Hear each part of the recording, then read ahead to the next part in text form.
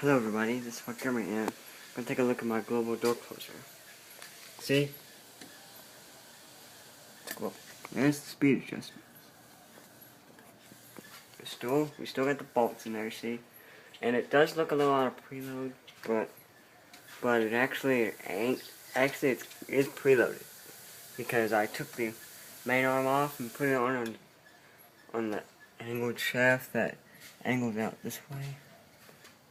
Angles out this way. So it's actually, I preloaded it like that, so there's a little bit of that delay. See how it's smoother, it shuts now.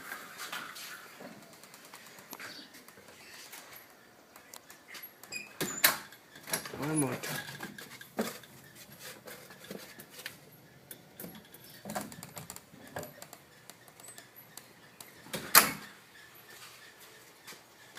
Let's do it one. Yes.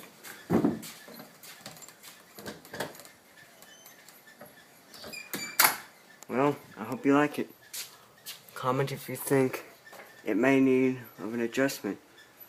But otherwise, anyways, that's it.